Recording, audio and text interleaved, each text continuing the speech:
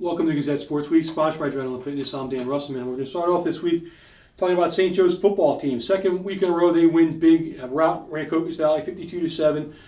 Kind of looked like St. Joe's back on track a little bit. I mean, I know Eastern 2 weeks ago, Rancocas Valley last week, not the strongest teams in South Jersey. A couple of Group 5s that are kind of rebuilding a little bit. But if you're St. Joe, you have to feel pretty confident coming off of these 2 wins. I mean, they came out of that prep game a little bit of a mess. Not really sure what was going on. A lot of drama on and off the field. A lot of mixed communication between coaches and players, coaches and coaches, players and players. I mean, a lot of little, a team that was very frustrated after the first 4 games of the season. But they've kind of cleaned things up, playing much better football. Last week, they took control early in that game against Rancocas Valley. Started not really quickly as I thought they would, but managed to be up 14-0 at the end of the first quarter. Had, a 20-0 lead at the half. Really kind of erupted in the second half at 24th quarter points, but win that game 52-7. We're able to run the ball very well. I think 365 rushing yards in this game for St. Joe. Cole Mercado, Kevin Mayfield, both went over 100 yards rushing in this game. Both scored 2 touchdowns. Cole had a touchdown catch and a touchdown run. Kevin had 2 touchdown runs. Jameer Cartagena, we've talked about him all year. An explosive player that St. Joe wants to get involved in the offense. They did. He had a couple catches. Scored 2 touchdowns last week. One was a 70-yard touchdown pass. I think the other one was 17 yards. That's his shortest touchdown catch of the year. This guy brings a lot to the table, and I think it's great to see St. Joe getting him involved. It gives him a dynamic that opens up the run game, stretches the field.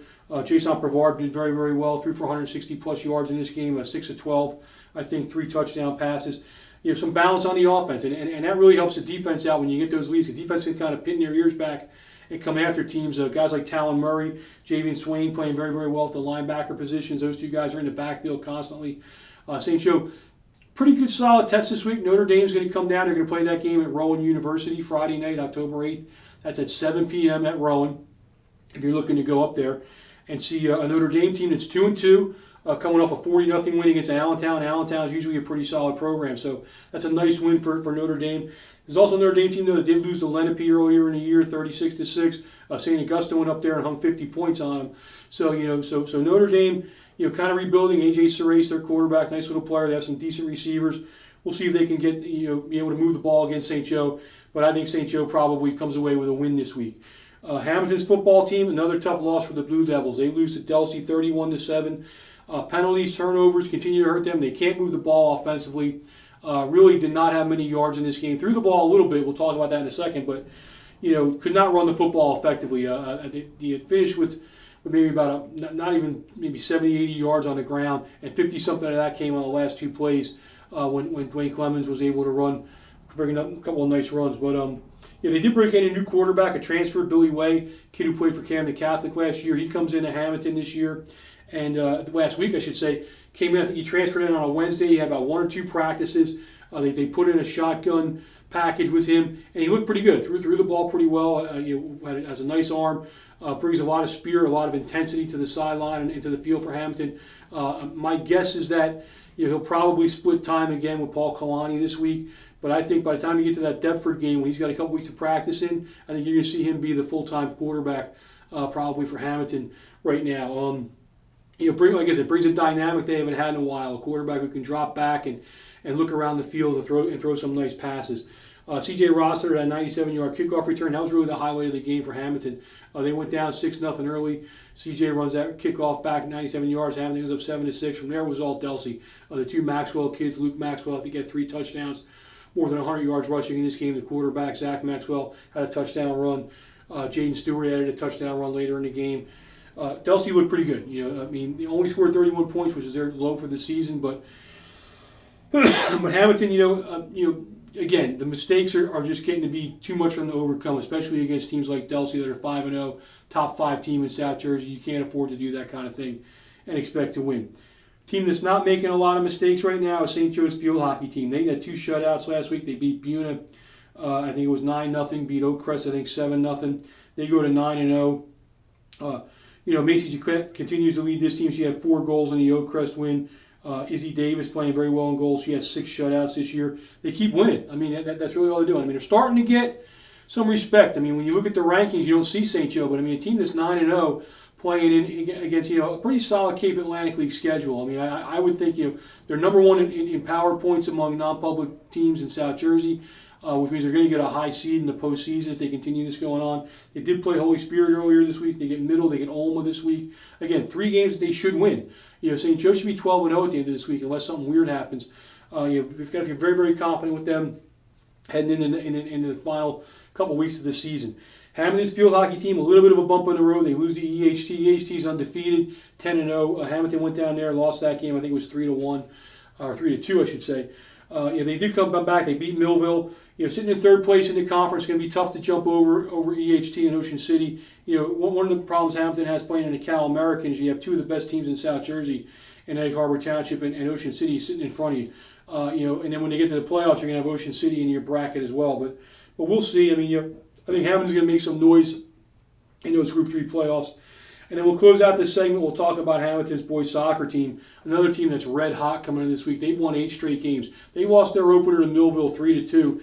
I think they've given up 6 goals all season. When you figure 3 of those came in that opener, Hammonton playing very, very well. 5 shutouts during that 8-game win streak. Coach Adderzone, he said it early in the year. He said it back in the summer. He told me, I think we're going to be a contender. People shouldn't really sleep on us. I think we're going to be very, very good. And it's panned out for them. I mean, they played EHT on Monday in a very, very important Cal American game. The winner of that is probably going to be in the driver's seat for the conference championship. The way Hammonton's playing, too, they may even earn a berth in the South Jersey Coaches Association in that soccer tournament. They're going to get a high seed in Group 3. They're going to get a high seed when the Cal does their playoffs. This is a Hammonton team. This could be a special season for Hammonton this year. I mean, Chris Volk, their goalkeeper, playing very well. They're getting a lot of balanced scoring. Carter Bailey's putting the ball in the net. Marco Sciano had 2 goals in one of the games last week. Tyler Lau, we talk about. Gavin West. These guys, they have 4 or 5 guys who can put the ball in the net. The defense has been outstanding this year. Again, you look at 5 shutouts. The fact that the offense puts pressure, defense controls the backfield. Hammonton, very, very good team. And this is a team that I think, along with St. Joe's field hockey team, those are the 2 teams that have really surprised, I think, the most this year. Teams that I thought were going to probably play around 500 have both really stepped out this year and played very, very well. But that gives you a look at those teams. When I come back on Gazette Sports Week, we're going to talk some more about the other local teams, soccer, volleyball. That's coming up right after this. If you're looking to buy or sell, call Ricky Moriello at RE/MAX. Call Ricky Moriello direct at area code 609-352-9476. That's 352-9476. Or email him at rickym.remax@gmail.com. Remember, if you're looking to buy or sell, call Ricky Moriello at RE/MAX today. Gazette Print Shop is here for you or your business. Whether you need a logo, posters, mugs, stationery, t-shirts, and much more, they can design it and make it a reality. Gazette Print Shop will help you promote your business and spread your message. Give your marketing a new direction with GPS. Gazette Print Shop. And we're back on Gazette Sports Week, sponsored by Adrenaline Fitness. We'll keep talking about the local sports teams, the high school teams. Hammonton's girls soccer team, I went and saw them play Millville last week. They lost that game 3-0. Kind of a quirky kind of game. Millville got a real early score within the first 3 minutes or so. And from there, it was a pretty even match, I thought. Hammonton, struggled a little bit getting the ball up and down the field, but, defensively, I thought they played very well. There was a goal that Millville scored that I thought was on an offside that didn't get called.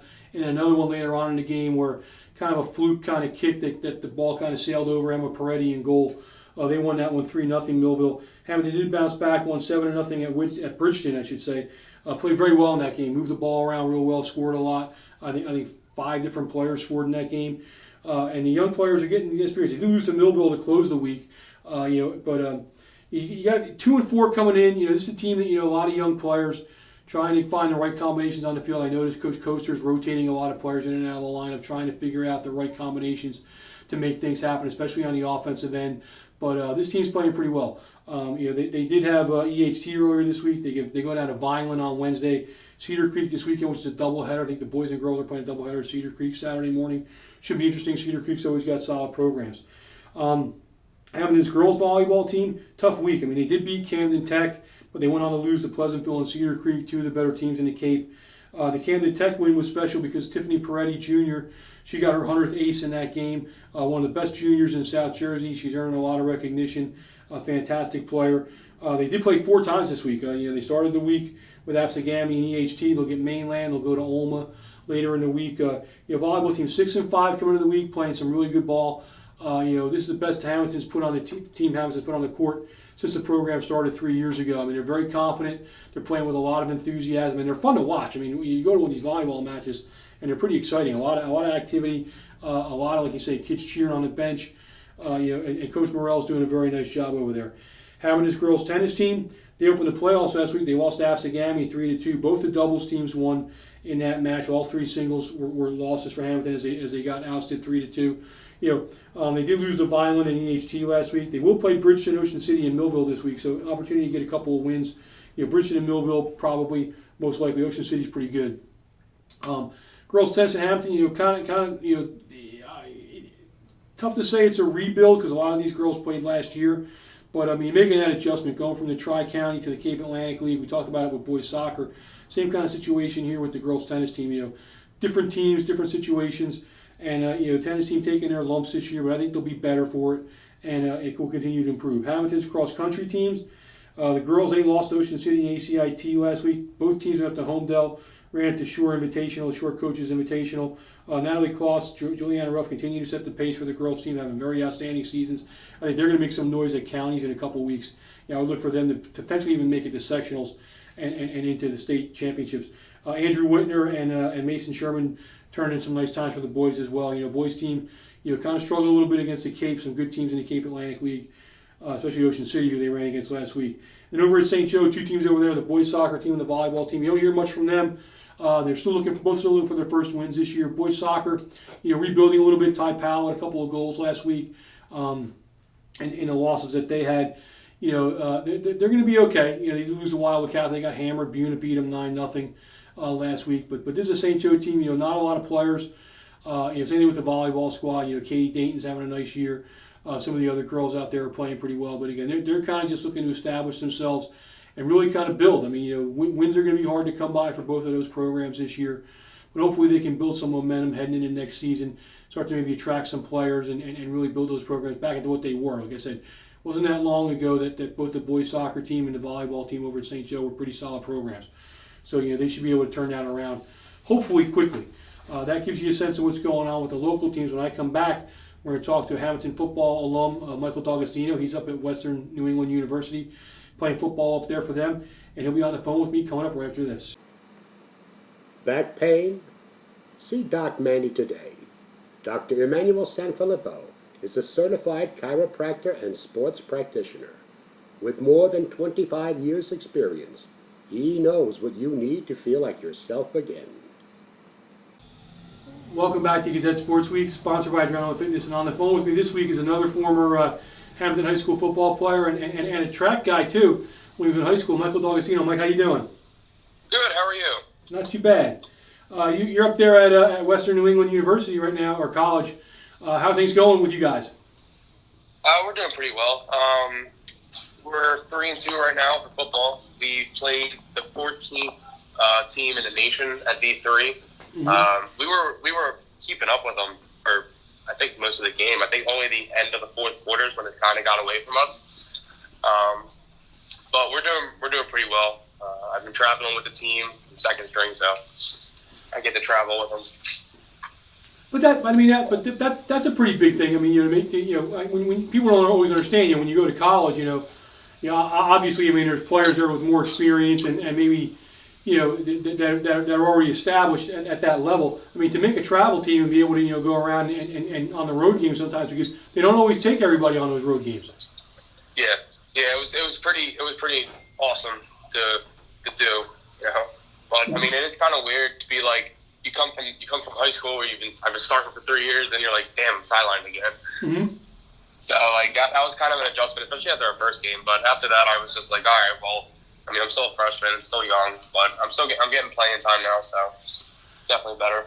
And that's got to be exciting. To get out there with, I guess, first of all, exciting just to get on the field, but also the fact that, you're with a new team, a bunch of new teammates and stuff like that. It's got to be pretty fun and pretty exciting to do.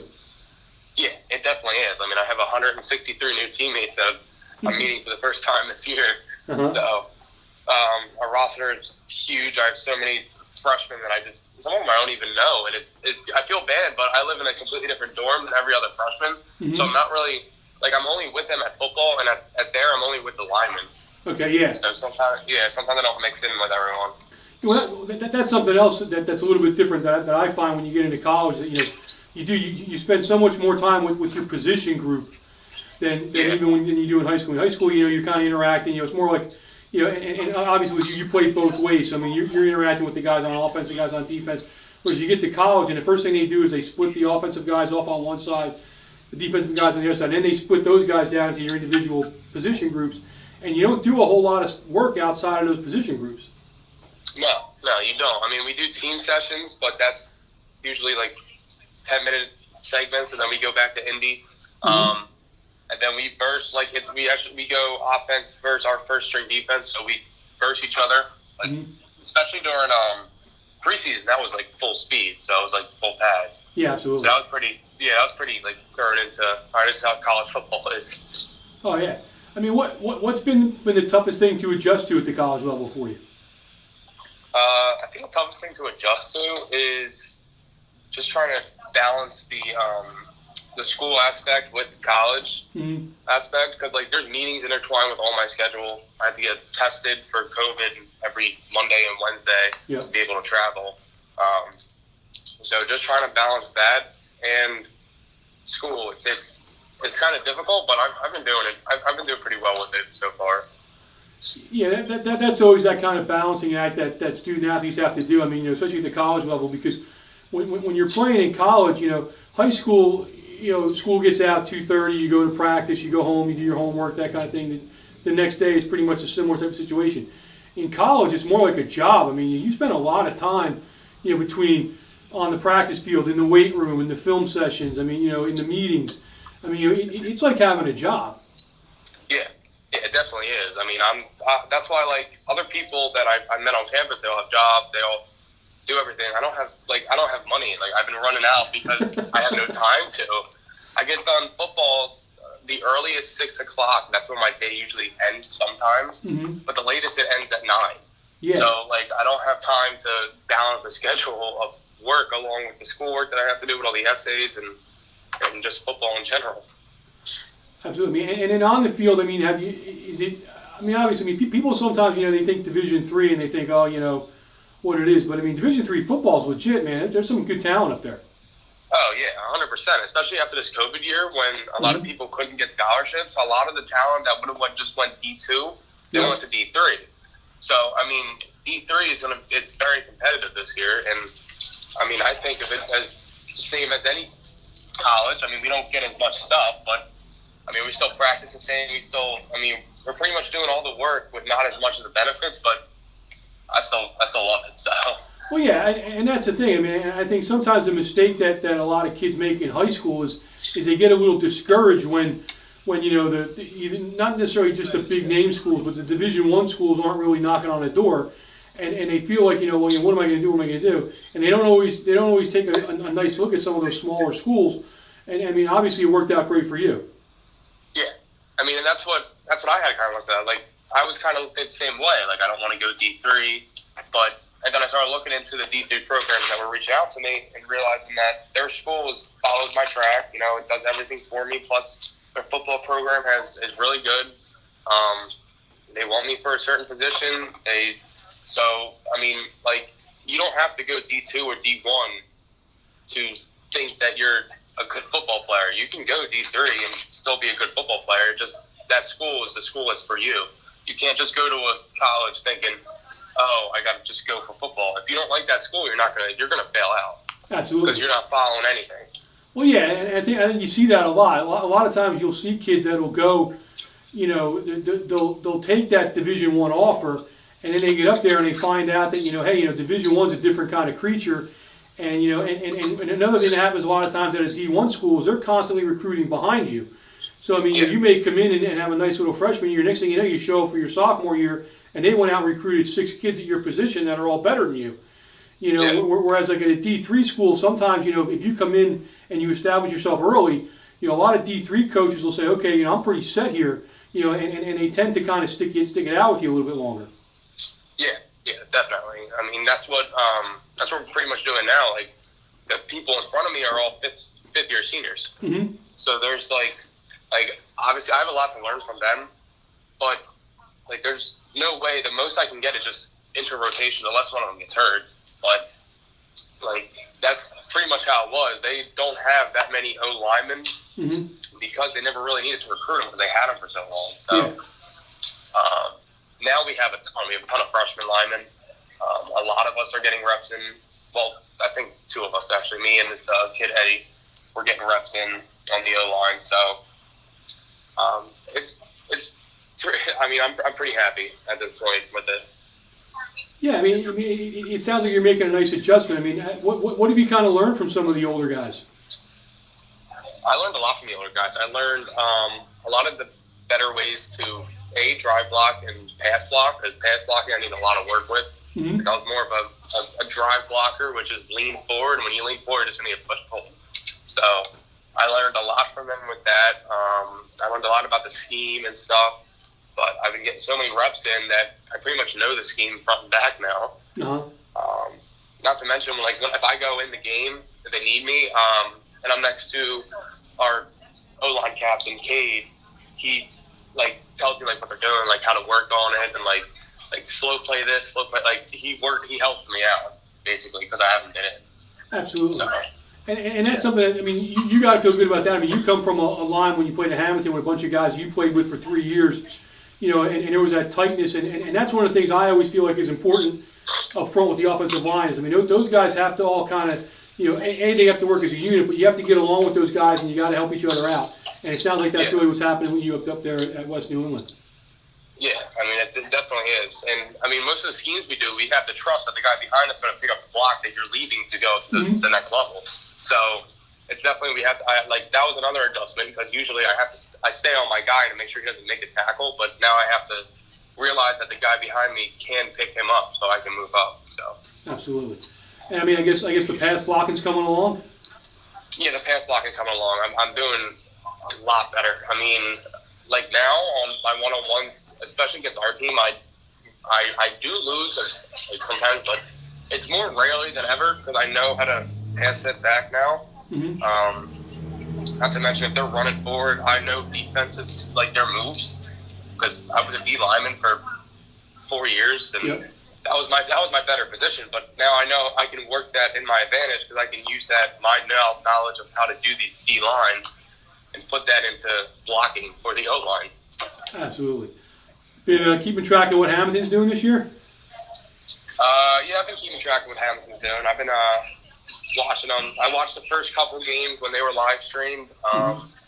Recently on Fridays, though, like my practices are right next, like at the same time as their games.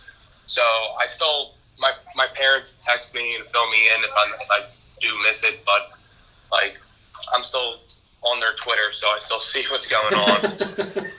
Absolutely. I mean, they're taking their lumps this year, but I think they're going to bounce back and finish pretty well and have a nice turn it into a nice little season for them.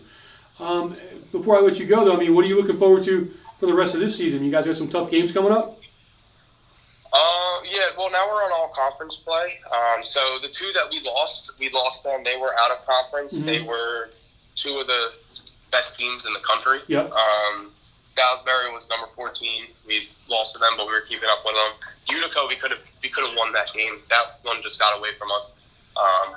But we just versed Salve Regional, who was supposed to be ranked above us in our conference, and we versed them, beat them 40-3. Nice. So I think we're ranked number 1 in our conference again. This week we have Vindicut, and that is, I think that's up north. Mm-hmm. But they're also in our conference, and they're a battle. So we have to prepare. It's pretty much what my coach was saying was it's championship week every week. We want to win this conference again. Yeah, man, it's got to be fun spending fall in New England. Yeah, it's very fun. It's a little cold, but it's rainy too. Yeah, it rained a little bit here this morning, so yeah. I know the feeling, but yeah. All right, man. I want to thank you for giving me some time. You come back in a couple minutes to do the final 5, okay? All right. All right. That wraps up our interview segment. When I come back on Gazette Sports, we're going to talk about the pro sports, talk about the Eagles who took a tough loss and the Phillies whose season ended, and that's coming up right after this. Go to Showcase Sports when you're looking for high school sports equipment and apparel, featuring gear with the logos of the Hammonton Blue Devils, St. Joseph Wildcats, and other high school teams. Welcome back to Gazette Sports Week, sponsored by Adrenaline Fitness, and now we'll talk about the pro teams, the teams that are playing, the Eagles and the Phillies. We'll start with the Phillies. I mean, the Phillies, weren't able to get past the Braves last week in that series down in Atlanta. Did not play well. Kind of made the weekend series against the Marlins a moot point because the Braves clinched the National League East, and they'll go to the playoffs and they'll go play the Milwaukee Brewers, who won the National League Central wild card race. In the National League came down to really who was going to win the West, the Giants or the Dodgers. Giants held on, clinched on Sunday with a win, 107 wins. Dodgers won 106 games, I think. For the Dodgers to be a 106-win team, they have to play a one-game elimination on Tuesday night against the St. Louis Cardinals, a red-hot Cardinals team, a team that won, I think, 17 in a row at one point down the stretch, playing very, very good baseball. Going to be curious to see if the Dodgers are able to hold on and win that game. When you look at the American League situation, the American League wild card is going to be the Yankees and the Red Sox. They both needed to win on Sunday to clinch. They both were able to do that. They're going to face each other on. Actually, that game's on Tuesday. I should say the Red Sox game was Tuesday. The National League game was on Wednesday. I had those games mixed up. Winner of the Red Sox Yankee game will go on and play Tampa Bay. Tampa's the top seed in the American League, playing very, very good baseball. Almost swept the Yankees over the weekend. So you got to feel good about it if you're a Tampa Bay Rays fan. I know there's not too many of them. They will get the winner of Houston and the Chicago White Sox. Again, the Astros playing pretty good ball.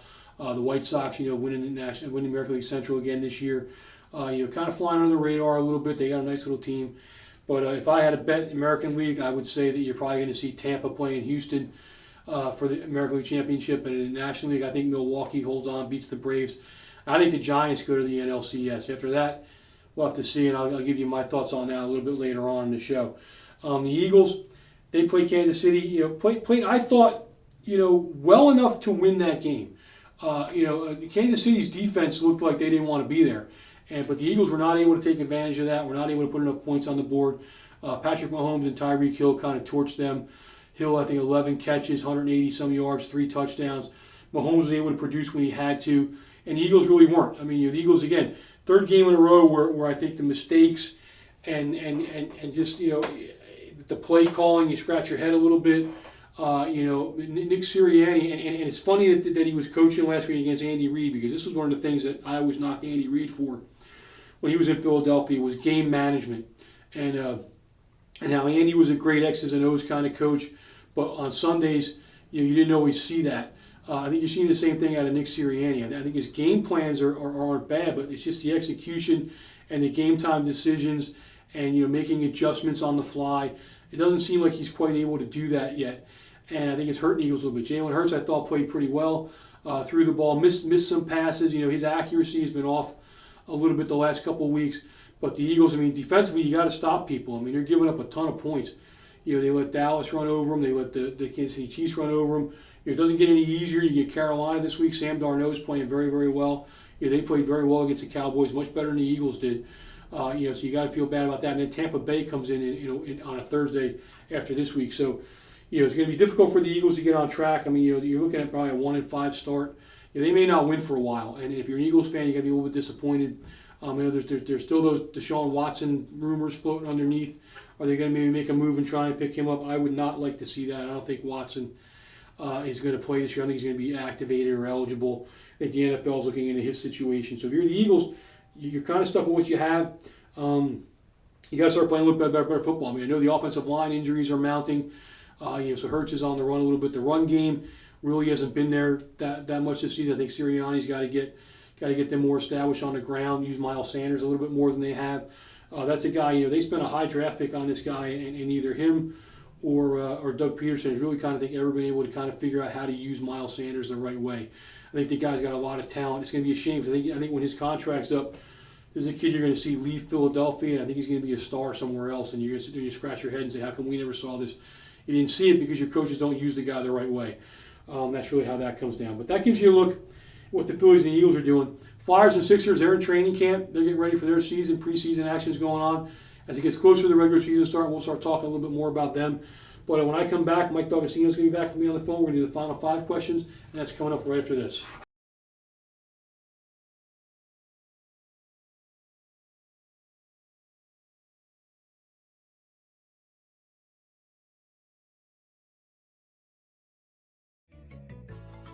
Maplewood is known for their homemade spaghetti.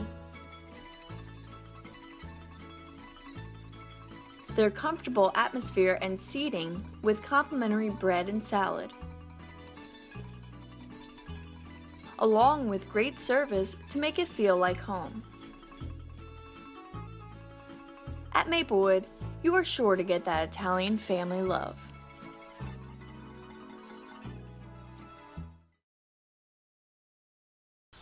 Welcome back to Gazette Sports Week, sponsored by Adrenaline Fitness, and Michael D'Agostino is back with me to talk a little final 5 questions. Mike, what do you got for the first question for me? All right. The first question is, assuming they lose to Millville this week, can Hammonton's football team make the playoff this season? Going to be tough. I mean, they're 19th in the ultimate power rating ranking things that determine the playoff spots coming in this week. A loss to Millville is going to probably drop them a little lower there. They would need to win both of those last 2 games at Deptford, at Highland, just to maybe even have a shot to be off the bubble, really, is what it would come down to. I mean, they're going to have a hard time getting in.